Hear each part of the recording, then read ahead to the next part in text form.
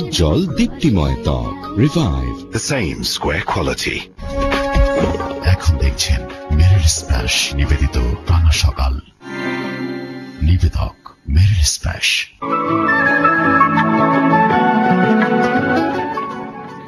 দর্শক বিরতির পরে আমরা ফিরে এসেছি মেরিল স্প্ল্যাশ রাঙা সকালে। কিবরিয়া এবং অদিতি রয়েছে আপনাদের সাথে এবং ময়মনসিংহ থেকে সরাসরি আপনারা দেখছেন। আর আমাদের সঙ্গে রয়েছেন অত্যন্ত শ্রদ্ধেয়ভাজন অধ্যাপক যতীন সরকার। আমরা তার কাছেই যাব, তবে যাবার আগে আমি মনে হয় অদিতি আমরা একটু আমাদের দর্শকদেরকে জানিয়ে দেওয়া দরকার। যতীন সরকার নামটি যদিও যথেষ্ট, আমাদের দর্শকদের মধ্যে অনেকেই হয়তো তার সম্পর্কে জানেন, তারপরও ছোট্ট করে একটু বলে নিতে চাই। একজন প্রগতিবাদী চিন্তাবিদ, লেখক ও শিক্ষক অধ্যাপক যতীন সরকার আজ রয়েছেন আমাদের সাথে অতিথি হয়ে। 60-এর দশক থেকে তিনি ময়মনসিংহ শহরের সকল সাংস্কৃতিক কর্মকাণ্ডের সঙ্গে ঘনিষ্ঠভাবে জড়িত।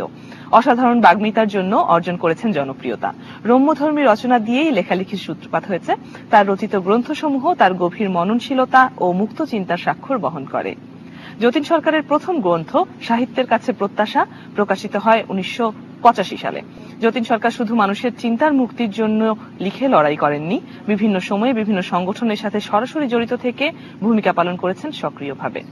বাংলা একাডেমির আজীবন সদস্য হওয়ার মতো সাংগঠনিক সম্মানের পাশাপাশি উদীচীর সভাপতি হিসেবেও বাংলাদেশের প্রগতিশীল আন্দোলনে সক্রিয় ভূমিকা রেখে চলেছেন। বাংলা সাহিত্য ও সাহিত্য বিষয়ক গবেষণায় তার অবদান অপরিসীম।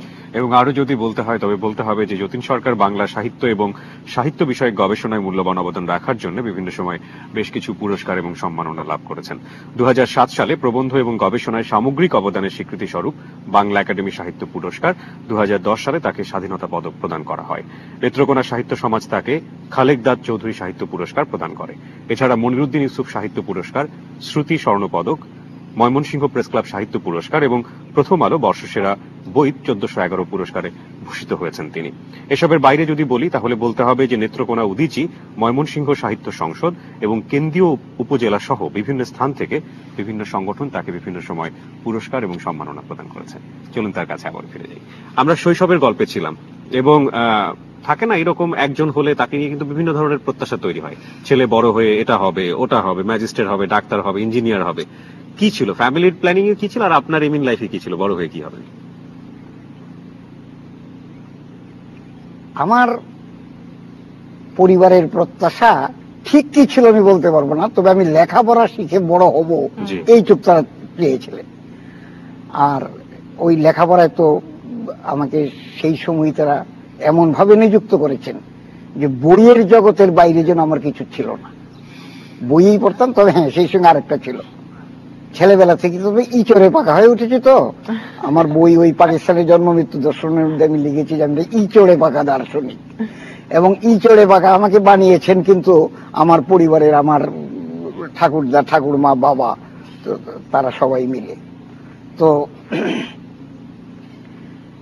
আমি কি হতে চেয়েছিলাম একটু পরে চলে যাই, সেটা যদি বলি, আমি ক্লাস 6-এ যখন ভর্তি হতে আসি নেত্রকোনা চন্দ্রনাথ হাই স্কুলে। এর আগ পর্যন্ত কোথায় পড়তেন? এর আগ পর্যন্ত প্রাইমারি স্কুলে পড়েছি, সেটা একটু নেত্রকোনা না, আমি গ্রামে গ্রামে। তবে এর মধ্যে এত কথা তো বলা যাবে না। তো যাই হোক, 1948 সনে পাকিস্তান হওয়ার পরে দেশের সমস্ত মানুষ চলে যাবে, আমরাও মামার বাড়ি চলে গিয়েছিলাম। আমার মামার বাড়ি মুক্তাগাছা পারুলতলা গ্রামে, তারাও চলে যাবেন। কিন্তু আমার বাবার চলে যাওয়ার খুব একটা ইচ্ছা ছিল না, যে না ওইখানে গিয়ে ছেলেবেলেদের লেখাপড়া হবে না। আর যাই হোক, কাজে শেষ পর্যন্ত এই সমস্ত চাপের মুখেও তিনি পরে আমাদেরকে মামার বাড়ি থেকে নিয়ে আসলেন, এনে আমার এক আত্মীয় বাড়ি ছিল নেত্রকোনার এই একটা গ্রামে, সেইখানে রেখে আমাকে ভর্তি করে দিলেন চন্দ্রনাথ হাই স্কুলে নেত্রকোনায়। তো কি হতে চেয়েছিলাম এর কথাটা সেই সময় বলি। সেই 1948 সনে যখন আমার মাত্র 12 বছর বয়স, তখন এই চন্দ্রনাথ হাই স্কুলের এই এটাকে বলতো অ্যানিভার্সারি মিটিং, পুরস্কার বিতরণী সভা, তাতে বাইরে থেকে প্রত্যেক বছরই একজন বিশিষ্ট ব্যক্তি যেতেন, কথা বলতেন অতিথি হয়ে। তখন আবার অতিথি বলতেন, আজকাল যেমন নাকি ওই সংগঠনের সভাপতি হয়, তখন কিন্তু তা ছিল না। তখন বাইরে থেকে প্রধান অতিথি নয়, সভাপতি নিয়ে আসা হতো। আচ্ছা। তো সুধেন্দু চক্রবর্তী বলে একজন অধ্যাপক ময়মনসিংহ থেকে গেলেন, তার বক্তৃতা শুনলাম, অসাধারণ বক্তৃতা। এবং এখনো আমি সেই বক্তৃতার যে সমস্ত কথাবার্তা আছে, অনেক কথা আমি বলে দিতে পারি, এরকম ভাবে আমার সেটি মনে আছে। সেই বক্তৃতা শুনে আপনারা বিশ্বাস করবেন কিনা জানি না, সেই দিনেই আমার মনে হয়েছিল যে প্রফেসর, ইউনিভার্সিটি বুঝি না, কলেজের প্রফেসর, এর চাইতে বড় কিছু পৃথিবীতে নাই। আমাকে কলেজের প্রফেসর হতে হবে, সেই দিনই যেন আমি এই সিদ্ধান্ত করেছিলাম। এবং তারপরে মাস্টার হয়েছি। প্রফেসর এই বলতো মাস্টার হতে হবে আর কি, মাস্টারই বলতাম। এবং এই মাস্টার হতে চেয়েছিলাম, আমি মাস্টার হয়েছি। কাজেই আমি বলি, সবসময় এই কথাটা বলি, আমার চাওয়া খুব সামান্য ছিল, কিন্তু সেই সামান্য চাওয়ার সবটাই আমি পেয়ে গেছি। বাহ, চমৎকার। আমার জীবনে কোনো অপ্রাপ্তি বলে কোনো চিন্তা আমার মধ্যে নাই। রবীন্দ্রনাথের ভাষায় আমি বলে যেতে পারবো, যা দেখেছি যা পেয়েছি তুলনা তার নাই। বাহ বাহ, অসাধারণ। এই যে এত পড়ুয়া ছিলেন ছোটবেলা থেকেই, কি পড়তেন? মানে পড়ার বইয়ের বাইরের বই কোথায় পেতেন? পড়ার বইয়ের বাইরের বই, আমি তো বললাম যে আমার ঠাকুরদা তো ছিলেন একজন গ্রামীণ এলিট, প্রচুর বই ছিল তার এখানে। আচ্ছা, প্রচুর বই তিনি সংগ্রহ করে আনতেন। মানে কালেকশন আপনার বাড়িতেই ছিল? বাড়িতেও ছিল, বাড়িতে বাইরে থেকেও আমার ঠাকুরদা নিয়ে আসতেন। আচ্ছা।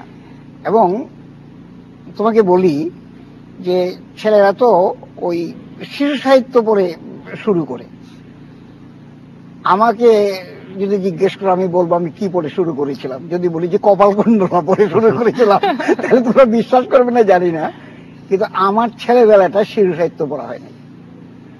ওই বঙ্কিমচন্দ্র, রবীন্দ্রনাথ খুব কম পড়েছি ছেলেবেলায়, বঙ্কিমচন্দ্র, তারপর গিরিশচন্দ্র ঘোষ, মাইকেল মধুসূদন দত্ত, এমনকি বিদ্যাসাগর, আচ্ছা, ওইগুলি পড়েছি।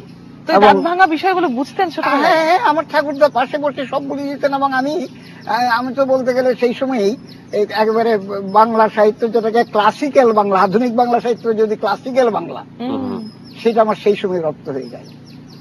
এবং এরপরে যখন স্কুলে গিয়ে সংস্কৃত পড়ি, সংস্কৃত পড়া আমার পক্ষে অনেক সহজ হয়ে যায়। ওইগুলি দিয়ে শুরু করেছি ছেলেবেলা থেকেই, ওই বিদ্যাসাগর থেকে আরম্ভ করে বঙ্কিম পর্যন্ত। আর বঙ্কিম আমার ভীষণ প্রিয় হয়ে গেল ছেলেবেলায়। বঙ্কিমের সমস্ত বই, শুধু উপন্যাস নয়।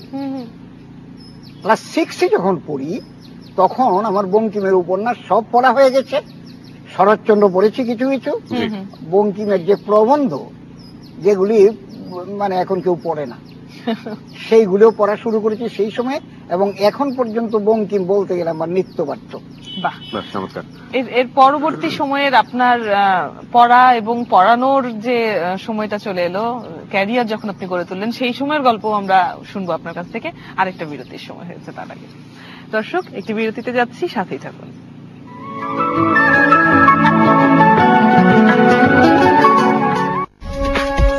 এখন দেখছেন মেরিল স্প্ল্যাশ নিবেদিত রাঙা সকাল। নিবেদক মেরিল স্প্ল্যাশ। মা, কেঁদো না,